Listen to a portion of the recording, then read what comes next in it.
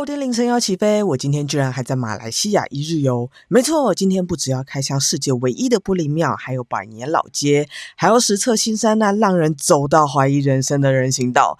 这是一趟没有在开玩笑，充满疯狂吐槽的极限生存之旅。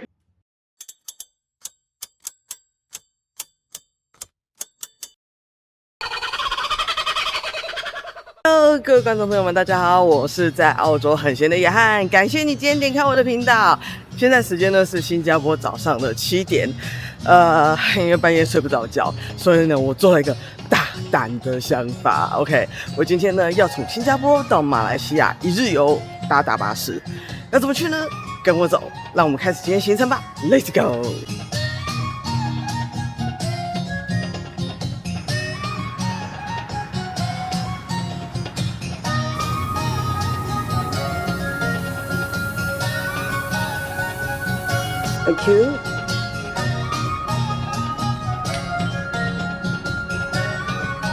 Thank you.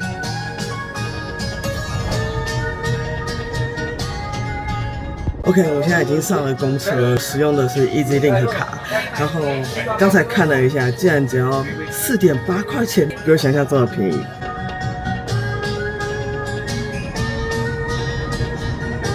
不是说新加坡很小吗？跟台北市差不多大，怎么这车开了20分钟还没有到关口？好累。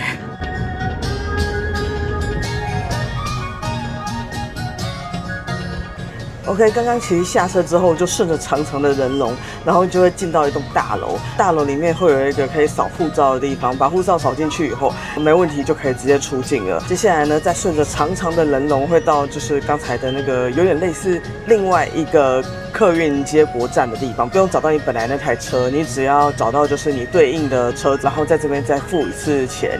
当然，如果你用的是现金上车的话，那就是现金。那这边也可以用 EZ-Link 卡这个样子。等一下好像还要再走一次，因为我们刚才过的是新加坡海关，然后现在要前往的是马来西亚的海关。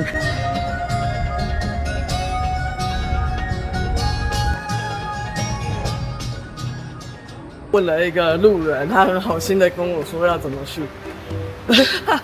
他说方向走错了，然后就是我们出了这个关口以后啊，其实是要直接左转出去的。结果我跟着人群一路直走了下来，哦 ，wrong way， 再重新走一次。满头大汗，我终于走到了这叫什么 JB Central 罗博士区。刚才问了一个人，大概我理想走了10分钟才到。然后现在有另外一个问题，就是我发现这边的英文我看不懂。好歹我也只有雅思有考过6.5，为什么这边英文我看不懂？为什么明明就是 bus， 为什么是 BAS？BAS 到底是什么？然后在这里第2行，请问一下 SENTRAL 是什么？我想他要表达应该是 Central。然后我下面看我都不知道他在写什么，糟了，我的英文在这里没有用。OK， 我现在终于抵达了马来西亚的柔佛尔，花了好多时间，然后还迷了2次路。感觉 Google Map 看到这段都要放弃我了。那现在呢，我要先去找地方提款，不然的话，我怕等一下要吃好小吃，没有地方可以用。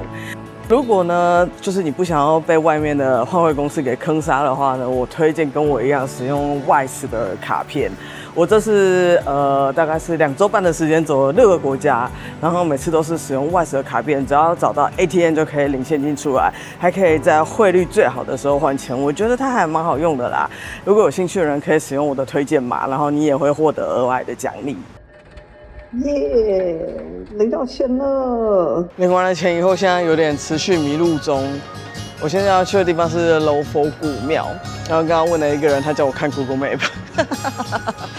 然后现在看到一个奇怪的点，给大家看一下。这个人行道在哪里呀？哦，是这样直接穿越出来就可以了，是吗？所以这件事可以随意穿越进去的意思吗？那为什么要把它封得这么紧？那胖子不就过不了？那如果拿行李的人要怎么办？奇怪，有点纳闷中。OK， 那我们继续前往柔佛古庙，到底在哪里呀？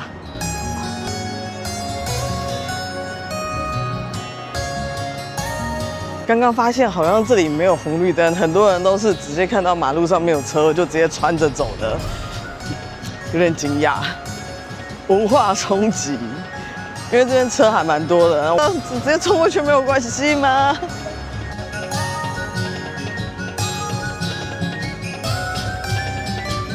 开始跟着我，开始蹭蹭了。我没有食物，怎么办？怎么办？怎么办呢？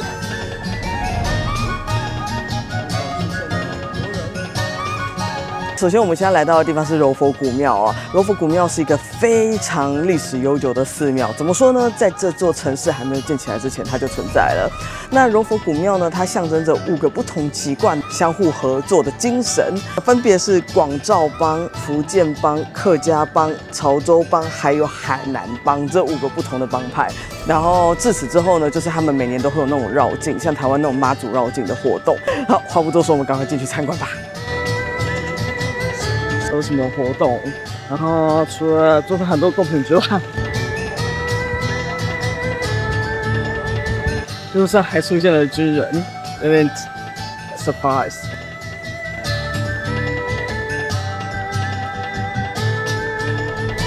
无意中走到了一条跟历史有关的道路，这条路叫义兴路。那它是全马来西亚唯一一条以公司名称命名的道路。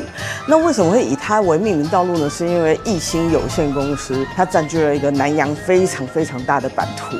那创办人呢，他们有好几位，然后都是从清朝的时候，从天地会，就是你知道清朝上面扫平天地会嘛，然后在那个时候，然后逃到南洋的人，那他们在这里创办了银行啊，建设了公司啊，然后就是又有了自己的一番新天地这样子。本来觉得是金庸的小说，现在觉得好像离现实近了一点这个样子。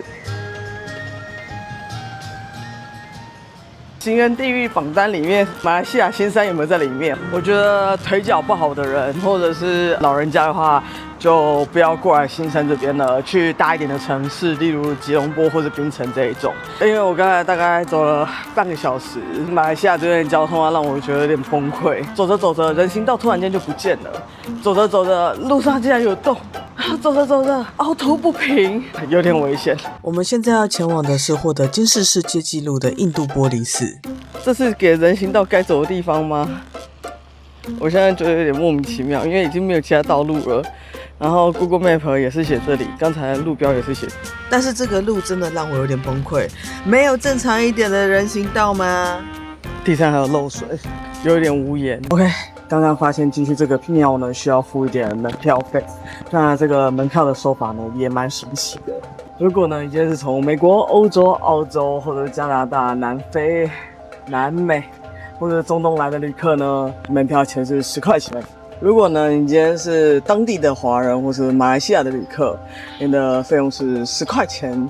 令吉就是马币。如果呢是其他亚洲来的国家，什么日本啊、中国啊这一类的，是15块钱马币一个人。从新加坡啊或是印度过来的人呢，他们也是一样，15块钱马币一个人。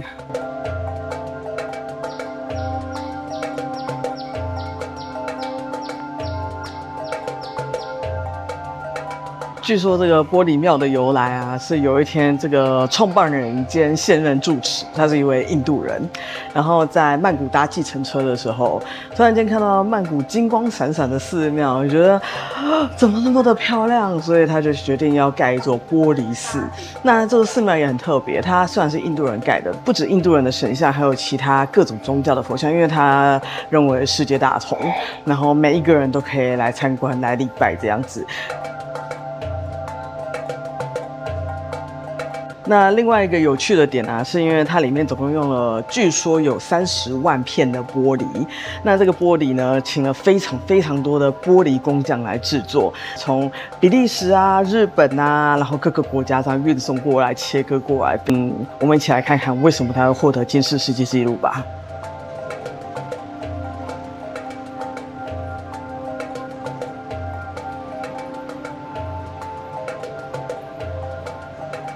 刚才外面看起来不怎么样，但里面看起来还蛮厉害的。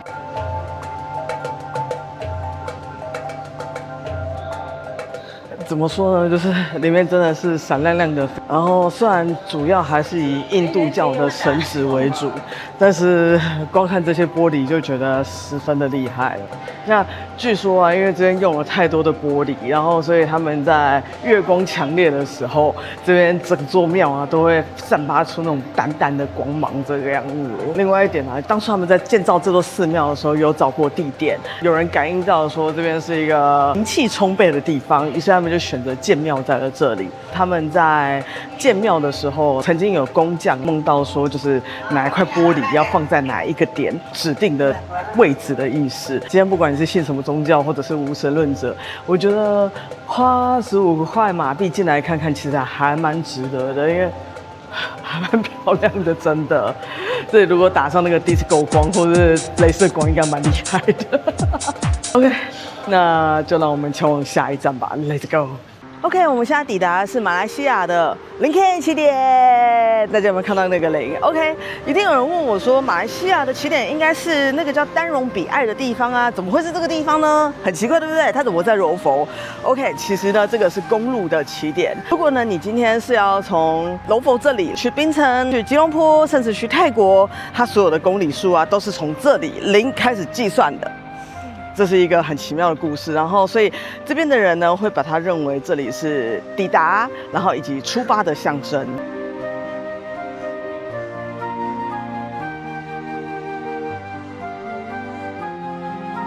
OK， 我们现在终于抵达这个地方呢，是陈旭年文化街。那一起来看看。陈旭年呢，他本来是中国潮州人，但因为人口贩卖的原因，他被卖来马来西亚这边开矿。后来呢，他逃了出来，在新山这边有了自己的小生意。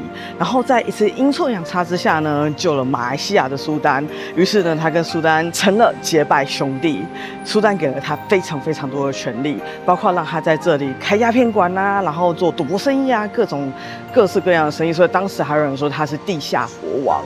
那除此之外呢，它也带动了这边的经济发展，然后所以现在这条街就以它为命名。在那个年代的时候啊，这里可是经济重镇呢。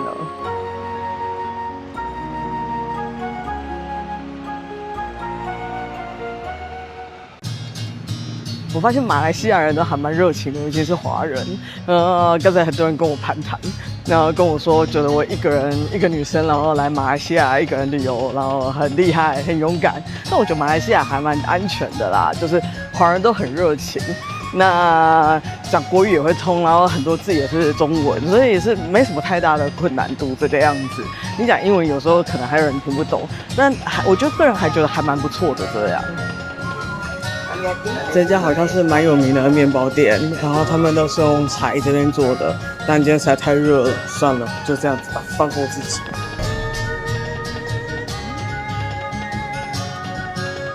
这什么店啊？为什么这么多鞋子摆在门口？舞蹈，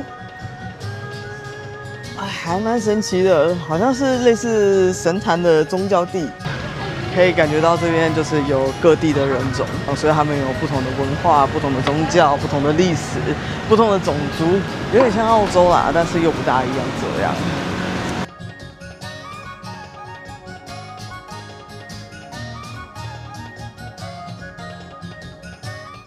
突如其来的大雷雨，仿佛是上天跟我说该前往下一站喽。我现在已经从马来西亚回到了新加坡。